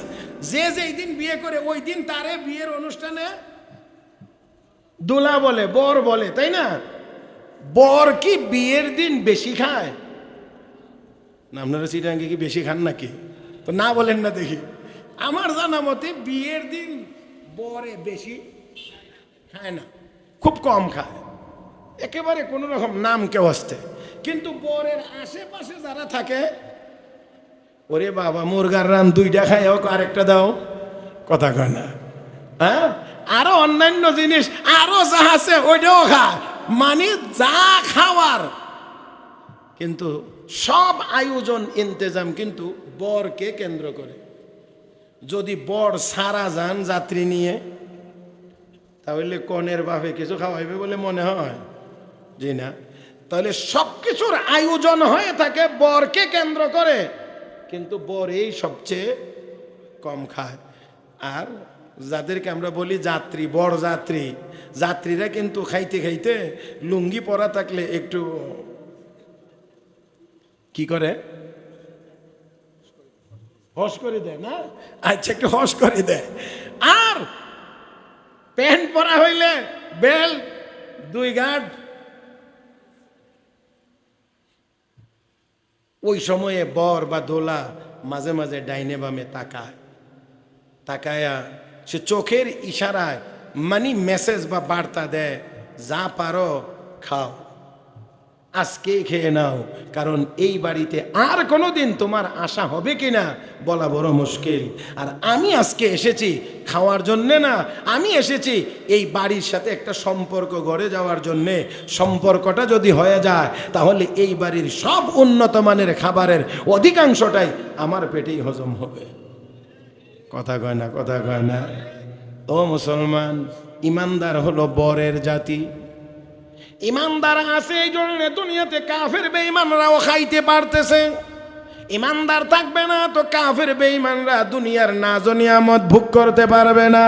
রহমতের নবী বলেন, লা তাকুমুস সাআ হাত্তা ইউকালা ফিল আরদি আল্লাহ আল্লাহ আল্লাহ আল্লাহ বলার মতো একজন মানুষ দুনিয়াতে থাকবে ততদিন পর্যন্ত দুনিয়া কিয়ামত হবে না। একজনের সৌজন্যে, একজন মুমিনের সৌজন্যে আর সম্মানে আল্লাহ আসমান ঠিক রাখবেন, জমিন ঠিক রাখবেন, পাহাড় পর্বত ঠিক রাখবেন, খাল বিল নদী নালা সবগুলো ঠিক থাকবে একজন ইমানদারের ওসিলায়। একজন ইমানদারও যতদিন যেই দিন থাকবে না, শুধু কাফের বেঈমানদের জন্য দুনিয়া আল্লাহ টিকায়া রাখবেন না। আওয়াজ করে বলেন, ইমানদার কাফের বেঈমানদের ওসিলায় খায় না ইমানদারের ওসিলায় তারা খায়? ও মুসলমান, হীনমন্যতায় কেন ভোগেন? নিজেকে দুর্বল কেন মনে করেন? না না, ইমানদার আছে বলেই তো আমেরিকার প্রেসিডেন্ট ডোনাল্ড ট্রাম্প, ইমানদার আছে বলেই তো রাশিয়ার প্রেসিডেন্ট ভ্লাদিমির পুতিন, ইমানদার আছে বলেই তো চায়নার প্রেসিডেন্ট শি জিনপিং, ইমানদার আছে বলেই ইন্ডিয়ার প্রধানমন্ত্রী নরেন্দ্র মোদী। ইমানদার থাকবে না এই সকল জানোয়ারদের জন্যে আমার আল্লাহ আসমান জমিনও টিকায়া রাখবে না। তবে মনে রাখতে হবে, ইমানদারের ওসিলায় সবাই খায়। বর যেমন বিয়ের দিন বেশি খায় না, ইমানদাররাও দুনিয়ার জীবনে বেশি খায় না, বেশি খাবে না। আমার ভাইরা, মুমিন তো খাবে গিয়ে জান্নাতে, জোরে কোন ঠিক কিনা? মুমিন তো দুনিয়াতে খাবে না, দুনিয়াতে আসছে সম্পর্ক গড়বে কার সাথে? বলেন আওয়াজ করে। وعباد الرحمن الذين يمشون على الأرض هونا وإذا خاطبهم الجاهلون قالوا سلاما والذين يبيتون لربهم سجدا وقياما والذين يقولون ربنا اصرف عنا عذاب جهنم إن عذابها كان غراما إنها ساءت مستقرا ومقاما تتجافى جنوبهم عن المضاجع يدعون ربهم خوفا وطمعا ومما رزقناهم ينفقون فلا تعلم نفس ما أخفي لهم من قرة أعين جزاء بما كانوا يعملون। ও মুসলমান, ইমানদাররা তো সম্পর্ক করবে আল্লাহর সাথে। যেমন করে দিনের বেলায় নামাজ পড়বে, ইমানদার তো রাতের বেলাও নামাজ পড়বে। শুধুমাত্র দিনের বেলা না, আল্লাহর সাথে গভীর সম্পর্ক লাগানোর জন্য, গভীর সম্পর্ক গড়ার জন্য গভীর রাত্রে উঠে উঠে আল্লাহর বান্দা বান্দিরা আল্লাহর দরবারে দাঁড়িয়ে যায় নামাজে, আল্লাহর কদমে পড়ে যায় সেজদা। পিঠ বিছানায় লেগে থাকে না, শেষ রাত্রিতে পিঠ বিছানা থেকে আলাদা হয়ে যায়। রব্বে কারীম তাদের উপরে বড় সন্তুষ্ট, এমন সন্তুষ্ট হাসরের ময়দানে আমার আল্লাহ ঘোষণা দিয়ে দিয়ে খুঁজবেন, আইনাল্লাযীনা তাতাজাফা জুনুবুহুম আনিল মাদাজি। এরা দুনিয়াতে ওই সমস্ত লোকগুলো যারা শেষ রাত্রিতে ঘুমাও না, পিঠ বিছানা থেকে আলাদা করে উঠে গিয়েছিল কনকনে শীতের রাত্রিতে ওযু করে আমার সামনে দাঁড়িয়ে নামাজে দাঁড়িয়ে গিয়েছিলা, আমার কদমে সাজদায় পড়ে গিয়েছিলা, কোথায় তোমরা? আসো আমার সামনে আসো। রব্বে কারীম বলেন ফালা তা'লামু নাফসুম মা উখফিয়া লাহুম মিন কুররাতি আয়ুন। ও মুসলমান, চোখ ঠান্ডা হওয়ার মতো এমন নিয়ামত আল্লাহ রেখে দিয়েছেন, আল্লাহ কো বান্দা জানে না। হাদিসে কুদসিতে আছে আল্লাহ রাব্বুল আলামিন বলেন আ'দাতু লিইবাদিয়াস সালিহিন মা লা আইনুন রাআত ওয়া লা উযুনুন সামিআত ওয়া লা খাতারা আলা কলবি বাশার। আমার ঈমানদার নেককার বান্দা বান্দীদের জন্য আমি আল্লাহ এমন নিয়ামত রেখেছি যেই নিয়ামত কোনোদিন চোখ দিয়ে দেখে নাই, নিয়ামতের বিবরণ কান দিয়ে শুনে নাই, নিয়ামত কেমন হবে কোনোদিন তা অন্তর দিয়ে কল্পনাও করতে পারে নাই। আল্লাহু আকবার কোন। যেই জান্নাতে এমন নিয়ামত, এমন জান্নাতে যাইবার মনে চায়নি না চায় না? বল, সবাই বলেন নাই। আবারও বলছি, এমন নাজ নিয়ামত পূর্ণ জান্নাতে যাইবার মনে চায়নি না চায় না? দরকার নাই না আছে? আমার ভাইরা, সেজন্য আসুন বলতে চাই, আমাদের ঠিকানা, শেষ গন্তব্য হলো জান্নাত। দুনিয়া আমাদের শেষ গন্তব্য না। আমার ভাইরা, দুনিয়াতে এসেছি, চাইলেও দুনিয়ায় থাকা যাবে না, না চাইলেও দুনিয়ায় থাকা যাবে না। দুনিয়াতে খাওয়ার জন্য আসি নাই, আল্লাহর সাথে সম্পর্ক গড়ার জন্য এসেছি। সম্পর্ক যদি গড়ে যাইতে পারি, তাহলে জান্নাতে গিয়ে আমরা নাজ নিয়ামত ভোগ করব। তাহলে দুনিয়াতে যেহেতু থাকতেই পারবো না, দুনিয়া যেহেতু থাকার জায়গায় না, তাহলে অতএব কারণে অযথা ইহুদি খ্রিস্টানদেরকে ভয় করে তাদের সামনে মাথা নত করা মুসলমানের কাজ হতে পারে না। মুসলমান মাথা নত করার জাতি হতে পারে না। আমরা তো মুসলমান ওই জাতি, বাঘের পিঠে সওয়ার হয়ে গন্তব্যে গিয়েছি। আমরা মুসলমান নদীর নামে চিঠি লিখেছি, নদীতে জোয়ার এসেছে। আমরা জঙ্গলে ভাষণ দিয়েছি, জঙ্গল খালি হয়ে গিয়েছে, মুসলমানের থাকার উপযোগী পরিবেশ হয়ে গিয়েছে। আমরা মুসলমান নদীর নামে চিঠি লিখেছি, নদীতে জোয়ার এসেছে। আমরা মুসলমান নামাজের মুসাল্লা বিছায়া নদী পার হয়েছি, আল্লাহু আকবারের আওয়াজ দিয়ে বাতিলের মসনদ ভেঙে চরমার করে দিয়েছি। সেই মুসলমান 200 কোটি মুসলমান 60 লাখ ইহুদির সামনে মাথা নত করে চলার জাতি হতে পারে না। আমার ভাইরা, আমার বন্ধুরা, তাই আসুন বলছিলাম, দুনিয়াতে কাফের বেঈমানদেরকে যা দিছে, যেটা আমাদের চোখে দেখা যায় অনেক বেশি, আর আল্লাহ বলেন না না বেশি না, দিছি কত সামান্য, মাতাউন কলিল সুম্মা মাওয়াহুম জাহান্নাম। অতঃপর তাদের ঠিকানা, বলেন না, ততপর তাদের ঠিকানা জাহান্নাম, জাহান্নাম। আর ঈমানদার যারা, ইন্নাল্লাযীনা আমানু ওয়া আমিলুস সালিহাত কানাত লাহুম জান্নাতুল ফিরদাউস।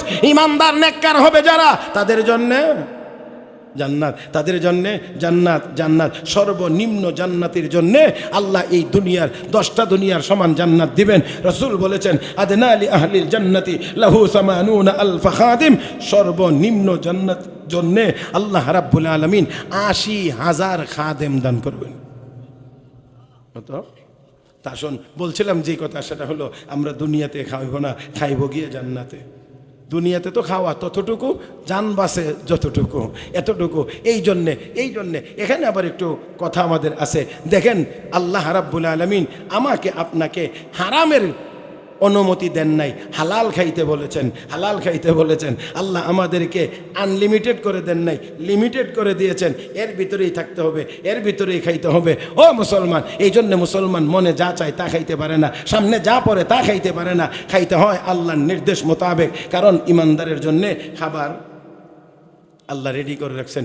বিবরণ কোরআন শরীফের যত আয়াতে, এত আয়াত আমার জানাও নাই, আর তেলাওয়াত করে শোনানো সম্ভব না, আর তরজমা তো আরও সম্ভব না। সূরা ওয়াকিয়া খুলেন, রব্বে করিম বলেন আলা সুরুরিম মাউযুনাতিন মুত্তাকিনা আলাইহা মুতাকাবিলিন ইয়াতুফু আলাইহিম উলদানুম মুখাল্লাদুন বিআকওয়াবিন ওয়া আবারিক ওয়া কাসিম মিন মাঈন লা ইউসাদ্দাউনা আনহা ওয়া লা ইউনজিফুন وفاكهة مما يتخيرون ولحم طير مما يشتهون وحور عين كأمثال اللؤلؤ المكنون جزاء بما كانوا يعملون لا يسمعون فيها لغوا ولا تأثيما إلا قيلا سلاما سلاما وأصحاب اليمين ما أصحاب اليمين في سدر مخضود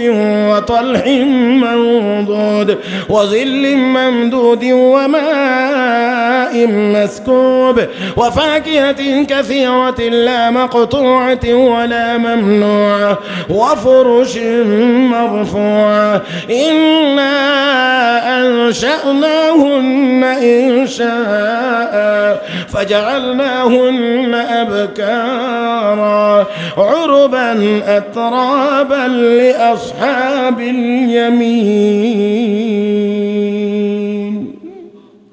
ততটুকু পর্যন্ত যা তিলাওয়াত করেছি জান্নাতের ভিতরের নাজ ও নিয়ামতের বিবরণ আল্লাহ রাব্বুল আলামিন দিয়েছেন।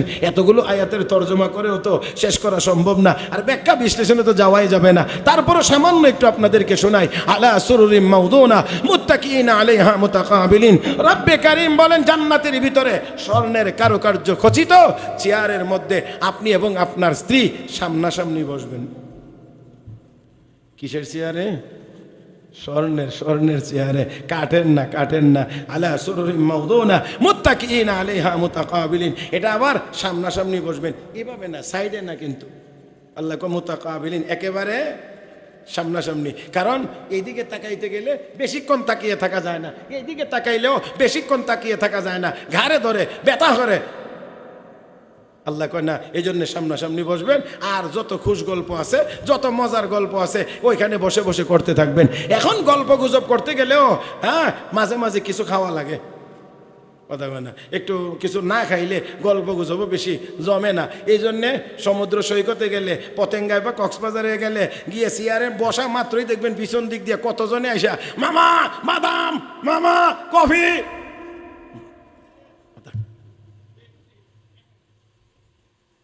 এটা আপনারা ঠিক না বললেও তো ঠিক, কারণ দুই একবার তো যাওয়ার সুযোগ আমরা এমনি হয়। আলহামদুলিল্লাহ, যদিও এই দিকে প্রোগ্রাম খুব কম আসা হয়, কারণ বিভিন্ন কারণে কম আসা হয়। আমাদের ব্রাহ্মণবাড়িয়া থেকে ক্যান্টনমেন্ট পর্যন্ত রাস্তার অবস্থা মাশাআল্লাহ বেশি সুবিধা না, এই জন্য এই দিকে আসতে চাইলেও খুব একটা বেশি আসা হয় না। তারপরেও কয়েকটা প্রোগ্রাম আছে, যেমন আজকে একটাই আসলাম, জানুয়ারির 9 তারিখে খুব সম্ভবত গহিরাতে একটা প্রোগ্রাম আছে। আর এই নভেম্বরের ভিতরে 17 নভেম্বর টেকনাফ জামিয়ার মাহফিল আছে। তো টেকনাফ আসা যাওয়ার পথে তো যেভাবেই আসি, কক্সবাজার বাদ দিয়ে তো টেকনাফ যাওয়া যায় না, কথা বোঝেন নাই? তো আসলে তো একটুখানি যে আলহামদুলিল্লাহ সুম্মা আলহামদুলিল্লাহ, একেবারে সন্দ্বীপ সহ, হাতিয়া সহ, এই দিক দিয়ে সেন্ট মার্টিন সহ, এবার কুতুবদিয়া থেকেও অনেক চেষ্টা করা হয়েছে, কিন্তু পারছি না হুজুর। তার মানে আমি মনে মনে ভাবি সব এই দ্বীপের ভিতরে আমারে নেওয়ার চিন্তা ভাবনা। হাতিয়া থেকেও ফোন দিছে, সন্দ্বীপ থেকেও দিছে, আর কুতুবদিয়া থেকেও ফোন করছে, কিন্তু সম্ভব হয়েছে না রাখা। তো যাক, তো সমুদ্রের পাড়ে গিয়ে বসলে, বিচে গিয়ে বসলে দেখা যায় মাঝে মাঝে কিছু খাইলে তখন গিয়ে গল্প গুজবটা একটু ভালো জমে, এখানে বসাটা একটু হয়। তো আপনি জান্নাতের ভিতরে আপনার স্ত্রীকে নিয়ে স্বর্ণের চেয়ারে বসে বসে খুশ গল্প করবেন। কিছু খাওয়া দাওয়ার ব্যবস্থা না থাকলে এটা আবার জান্নাত হয় কেমন করে? এই জন্য রব্বে কারীম বলেন ইয়াতুফু আলাইহিম ওয়ালদানুম মুখাল্লাদুন, একদল অল্প বয়সী বালকেরা তাদের চতুর্দিক থেকে খালি ঘুরতে থাকবে, প্রদক্ষিণ করবে। হাতের ভিতরে বিআকওয়াবি ওয়া আবারিক, বড় বড় জগও থাকবে, গ্লাসও থাকবে, তার মানে বড় পাত্রও থাকবে, খাওয়ার সুবিধার জন্য ছোট পাত্রও থাকবে, সব প্রস্তুত করে নিয়ে খালি সাইডে দা ঘুরবে আর জিগাইবে মামা কি খাবে। বোঝানোর জন্য বলছি। আল্লাহু আকবার। আল্লাহর নবী বলেন আদনা লি আহলিল জান্নাতি লাহু 80 আলফা খাদেম, আর ওই সর্বনিম্ন জান্নাতির জন্যও আল্লাহ এমন 80,000 খাদেম নিয়োগ দেবেন। মাত্র কতজন? 80,000 খাদেম থাকবে আপনার জন্য। একজনের জন্য যদি সর্বনিম্ন জান্নাতির যদি 80,000 খাদেম হয়, তাহলে সর্বোচ্চ জান্নাতির খাদেমের সংখ্যা কতজন হবে? আবারও বলছি, এমন জান্নাতে যাইবার কি মনে চায় না? আরেকটু আওয়াজ করে বলেন, যুবকেরা বলেন, মনে চায় না? দরকার নাই না আছে? নাকি হাটাজারির বাড়িটাই চলবে? হ্যাঁ, তাহলে আসুন। তো আল্লাহ রাব্বুল আলামিন সেই জন্যে আমাকে আপনাকে সতর্ক করে বলেন, বান্দা নাফরমানি কেমন করে করিস, কোন বিবেচনায় তুই গুনার কাজ করতে পারিস? কাইফা তাকফুরুনা বিল্লাহ, আল্লাহর সাথে নাফরমানি কেমনে করিস? ওয়া কুনতুম আমওয়াতান, তুই তো ছিলে না, ফাআহইয়াকুম, আল্লাহ তোকে বানাইলেন। বলেন আওয়াজ করে আমাকে আপনাকে কে বানাইছেন? আরো আওয়াজ করে বলেন কে বানাইছেন? আল্লাহ রাব্বুল আলামিন বলেন, বান্দা বান্দি ছিলে না, কোনো অস্তিত্ব তোর ছিল না, তুই ছিলে নিষ্প্রাণ। আল্লাহ তোকে বানাইছেন, শুধুমাত্র বানাইছেন তা না। আল্লাহ রাব্বুল আলামিন বলেন, চারটা জিনিসের কসম করে আমার আল্লাহ বলেন, ওয়াত্তিন ওয়াজ্জাইতুন ওয়া তুরি সিনিন ওয়া হাযাল বালাদিল আমিন। চারটা জিনিসের কসম করে আমার আল্লাহ বলেন, লাকাদ খালাকনাল ইনসানা ফি আহসানি তাকওয়িম। অবশ্যই অবশ্যই আমি আল্লাহ মানুষকে সবচেয়ে বেশি সুন্দর করে বানাইছি। জোরে আওয়াজ করে বলেন আলহামদুলিল্লাহ। আল্লাহ রাব্বুল আলামিন যত মাখলুক সৃষ্টি করেছেন, সমস্ত মাখলুকাতের ভিতরে আল্লাহ রাব্বুল আলামিন মানুষকে সবচেয়ে বেশি সুন্দর করে বানাইছেন। মানুষের চেয়ে সুন্দর কোনো প্রাণী আল্লাহ আর বানান নাই আমার ভাইয়েরা। তাহলে আল্লাহ আমাকে আপনাকে সবচেয়ে বেশি সুন্দর করে বানাইছেন। কেমন করে সেই আলোচনায়ও যাওয়া যাবে না, শুধু এতটুকু বলি, সারাটা পৃথিবীতে যত জিনিস দিয়ে আল্লাহ পৃথিবীটাকে সাজাইছেন, সব জিনিসের সংক্ষিপ্ত নমুনা আল্লাহ মানুষের 3.5 হাত বডির ভিতরে রেখে দিয়েছেন। আসমানের নমুনা আছে, জমিনের নমুনা আছে, চন্দ্র সূর্যের নমুনা আছে, পাহাড় পর্বতের নমুনা আছে, গাছপালা তরুলতার নমুনা আছে, জঙ্গল গভীরতম বন জঙ্গলের নমুনা আছে। যেমন জঙ্গলের ভিতরে প্রাণী আছে, মানব দেহের ভিতরে প্রাণীর নমুনা আছে। আমার ভাইয়েরা, সবগুলো দিয়ে যেমন করে আল্লাহ দুনিয়া সাজাইছেন, ঠিক তেমনি ভাবে ওই দুনিয়ার সব কিছুর নমুনা আল্লাহ মানব দেহের ভিতরে রেখে দিয়েছেন। এই জন্যে সারাটা দুনিয়াকে আলমে কোবরা বলা হয়, এক একটা মানুষের দেহকে আলমে সোগরা বলা হয়। সারাটা পৃথিবীকে বড় জগৎ বা বড় পৃথিবী বলা হয়, একজন মানুষের দেহকে ছোট জগৎ বলা হয়। এই জন্যে সারাটা দুনিয়া যেদিন ধ্বংস হবে এটার নাম হলো কিয়ামত। ছোট দুনিয়া ছোট জগৎ যেদিন ধ্বংস হবে এটার নাম হলো মউত। তাহলে বড় দুনিয়াও ধ্বংস হবে, এই ছোট দুনিয়াও ধ্বংস হবে। জোরে কোন ঠিক কিনা?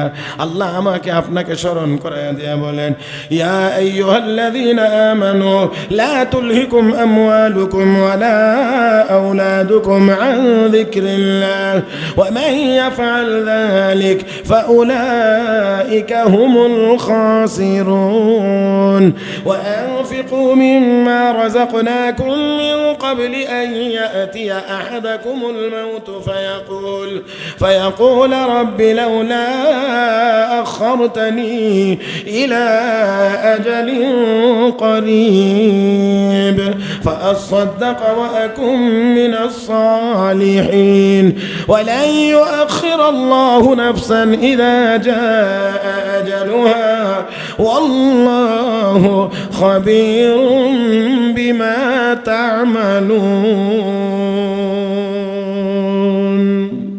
আল্লাহ রাব্বুল আলামিন বলেন, ইমানদারেরা, তোমাদের সন্তান সন্ততি সহায় সম্পদ যেন আমার জিকির থেকে তোমাদেরকে গাফিল করে না দেয়।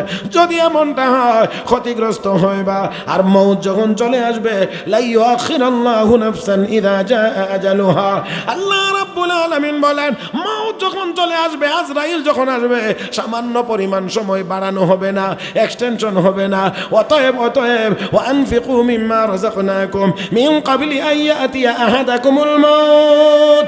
মউত আসার আগে আগে আমার দেওয়া রিজিক থেকে আমার রাস্তায় দান খয়রাত করো। তার মানে হলো আমার ইবাদত বন্দেগী করো। এমন যেন না হয় মউত চলে আসলে এই কথা যেন বলতে না হয়, লাউলা আখারতানি ইলা আজালিন করিব, আমাকে একটু সময় কেন দেওয়া হয় না, আমাকে একটু সময় দেওয়া হোক, আমি কি করব? ফাসাদদাকা, আমি দান খয়রাত করব, আমি আল্লাহর রাস্তায় সদকা করব। ওয়া আকুম মিনাস সালিহিন, নামাজ রোজা অন্যান্য ইবাদত বন্দেগী করে আমি নেককার হয়ে যাব। রব্বে কারীম বলেন, না না, একটুও সময় বাড়ানো হবে না, এই সুযোগ কাউকে দেওয়া হবে না। আমার ভাইয়েরা, আমার বন্ধুরা, তাহলে যেই দুনিয়াতে একটু সময় আবেদন করে বাড়ানো যাবে না, অতএব এই দুনিয়া থাকার জায়গা না, কেউ থাকতে পারবে না। আসুন, যেহেতু থাকা যাবে না, চলেই যেতে হবে, তাহলে যেই জগতে আমরা যাব ওই জগতের জন্য কিছু সামান সংগ্রহ করার দরকার নাই না আছে? আছে আছে বাগদাদের শাসক খলিফা হারুন রশিদ। এই কথা বলেই আমি আমার আলোচনাও শেষ করব। খলিফা হারুন রশিদের দরবারে একজন আল্লাহওয়ালা মানুষ যাইতো। তার স্বাভাবিক হালত একটু ভিন্ন ছিল, একেবারে স্বাভাবিক না, যেটাকে জাজবের হালত বলে, মাজজুব বলা হয়। তার নাম ছিল বাহলুল। কিন্তু কথা বলতো অনেক সুন্দর, দেখতে মনে হয়তো পাগল, আসলে পাগল না। এই বাহলুল সুন্দর সুন্দর কথা বলার কারণে খলিফা হারুন রশিদ দারোয়ানদেরকে বলে দিয়েছিল, বাহলুল আসলে কোনো বাধা দিবে না, সোজা আমার দরবারে চলে আসবে। তো একদিন রসিকতা করে খলিফা হারুন রশিদ একটা লাঠি তার হাতে দিয়ে বলছে, বাহলুল এই নাও লাঠিটা তোমার হাতে দিলাম, তোমার চেয়ে যদি কাউকে বোকা মানুষ পাও, তুমি যেরকম বোকা তার চেয়ে যদি আরো বেশি বোকা মানুষ পাও, তাহলে এই লাঠিটা তাকে তুমি দিয়ে দিও। বাহলুল বড় খুশি মনে লাঠিটা গ্রহণ করছে, রেখে দিয়েছেন যত্ন সহকারে। অনেক দিন যাওয়ার পরে খলিফা হারুন রশিদেই একেবারেই অন্তিম মুহূর্তে মৃত্যুসজ্জায় শায়িত, এমন সময়ে বাহলুল তার দরবারে গিয়ে হাজির হয়ে কথাবার্তা বলতে বলতে এক পর্যায়ে বলছেন খলিফা হারুন রশিদ, বাহলুল দোয়া করিও, সফর তো অনেক লম্বা। এমনি বাহলুল একটু নড়ে চড়ে বসেছে। আপনি কোথায় সফরে যাবেন? আপনি কি কোথাও সফরে যাচ্ছেন? বলে, হ্যাঁ অবশ্যই সফরে যাচ্ছি। সফর অনেক লম্বা? বাদশাহ সফর অনেক লম্বা। তো এত লম্বা সফর তো নিশ্চয়ই আপনার এই সফরের যেখানে যাবেন সেই জায়গাটা আপনার নিরাপদ নাকি অনিরাপদ? আপনার নিরাপত্তা দেখার জন্যে অবশ্যই এখানে একটা আপনার নিরাপত্তা টিম সেখানে আগেই তো অবশ্যই পাঠাইছেন, তাহলে তাদের কি রিপোর্ট এখানে যাওয়াটা কি ঠিক হবে কি হবে না? এবার চিন্তা করেন তো, উনি বলেন কি আর উনি বলেন কি? আপনি এত দূরে যাবেন, নিরাপত্তা টিম কি সেখানে পাঠাইছেন? খলিফা হারুন রশিদকে, বাহলুল সেখানে কোনো নিরাপত্তা টিম পাঠানো যায় না। আচ্ছা, তো আপনি এত লম্বা সময়ের জন্য যাবেন, এত দূরের সফর, আপনি বলছেন লম্বা সফর, তো এই সফরে আপনি তো যেখানেই যান আপনার নিরাপত্তা বেষ্টনী থাকে, তো এবার কি নিরাপত্তা বেষ্টনী এমনই থাকবে না আর একটু বাড়াইয়া নেবেন, কারণ যেহেতু দূরের সফরে যাচ্ছেন? বাহলুল তুমি কি বলো, এই সফর একা করতে হয়, সাথী সঙ্গী নিয়ে করা যায় না? আচ্ছা, তাহলে সাথী সঙ্গী নেওয়াও যায় না, অগ্রিমও পাঠানো যায় না, তো আপনার এত লম্বা সফরের জন্য আপনি একা একা যাবেন, তো আপনি তার জন্য কি সামান সংগ্রহ করেছেন? ও সাথে আরেকটি কথা রয়ে গেছে, এই সফরে যে যাবেন, এত লম্বা সফর বলছেন, ফেরত আসবেন কখন? কত মাসের জন্য, কত বছরের জন্য যাচ্ছেন? কয় বাহলুল এই সফরে গেলে আর ফেরত আসা যায় না, তো এত লম্বা সফর যাইতে হবে একা, সাথে কোনো নিরাপত্তা বাহিনী যাবে না, অ্যাডভান্সও আগে পাঠাইতে পারেন না, আপনি একা যাবেন, ফিরেও আসতে পারবেন না, তো এই সফরের জন্য আপনার প্রস্তুতিটা কেমন? প্রস্তুতি তেমন কোনো কিছুই নাই। এবার বাহলুল এত লম্বা সফরে যাবেন, একা যাবেন, সাথে কাউকে নিতে পারবেন না, ফিরেও আসতে পারবেন না, এমন সফরের জন্য আপনার প্রস্তুতি নাই, তাহলে আপনার চাইতে তো আর বোকা কোনো মানুষ দুনিয়াতে আমার চোখে পড়ে নাই। তো আপনি বলেছিলেন যে আমার চেয়ে বোকা কাউকে পাইলে তাকে লাঠিটা দিতাম, আমি তো সারা দুনিয়া খোঁজ করে দেখলাম আপনি সবচেয়ে বড় বোকা, এই জন্য আপনার লাঠিটা ঘুরাইয়া আপনাকেই দিলাম।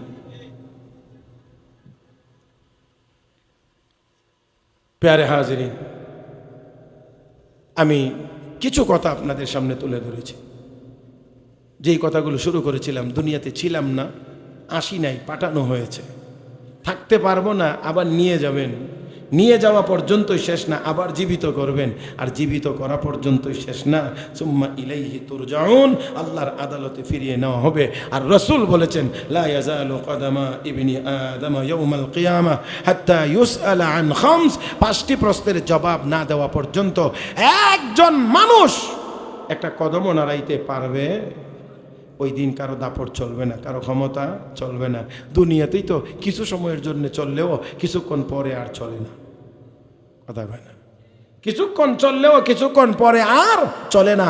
2 বছর চলে, 5 বছর চলে, 10 বছর চলে, 15 বছর চলে, বড় দাপটের সাথেই চলে। 15 বছর পরে 45 মিনিটের ভিতরে দেশ ছেড়ে পালাইতে বাধ্য হয়।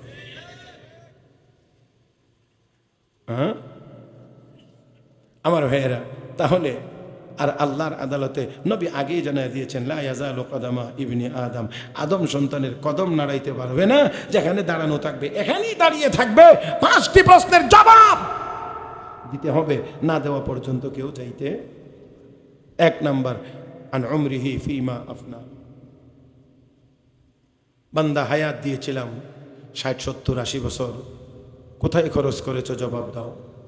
2 নাম্বার, আন শাবাবিহি ফিমা আবলা, এই হায়াতের ভিতরে দামি একটা সময় ছিল যৌবনকাল, কোথায় খরচ করেছো, কোথায় ব্যয় করেছো, জবাব দাও।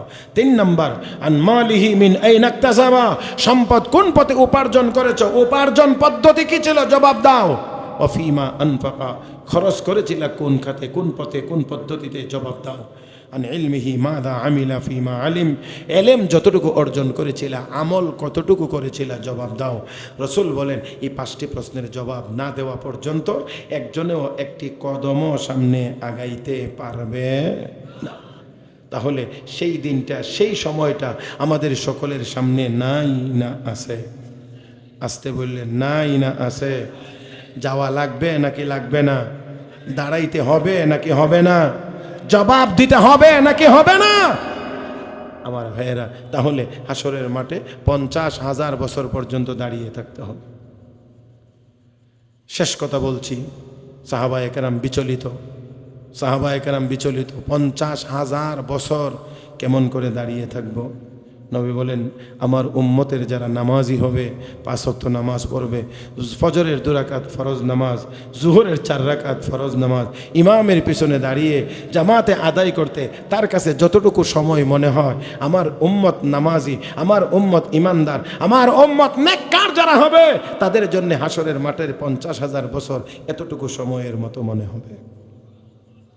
তাই আসুন, ওই পরকালীন জীবনে যদি আমরা শান্তি পেতে চাই, আল্লাহর আরশের নিচে যদি জায়গা চাই, রসুল আরবি সাল্লাল্লাহু আলাইহি ওয়াসাল্লামের হাতে যদি হাউজে কাউসারের পানি পান করতে চাই, যদি আমরা বিদ্যুৎ গতিতে ফুলসিরাত পার হতে চাই, যদি আমরা জাহান্নাম থেকে মুক্তি লাভ করে জান্নাতের মেহমান হতে চাই, তাহলে অবশ্যই অবশ্যই সব রকমের গুনার কাজ ছেড়ে দিতে হবে।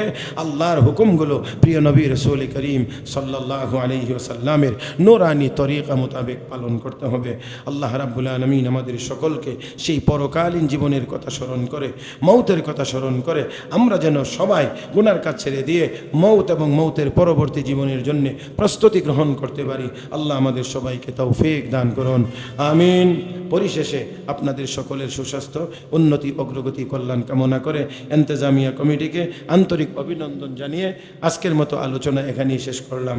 সুবহানাল্লাহি ওয়া বিহামদিহি, সুবহানাকাল্লাহুম্মা বিহামদিক, আশহাদু আন লা ইলাহা ইল্লা আনতা আস্তাগফিরুকা ওয়া আতুবু ইলাইক, ওয়া আখিরু দাওয়ানা আনিল হামদুলিল্লাহি রাব্বিল আলামিন।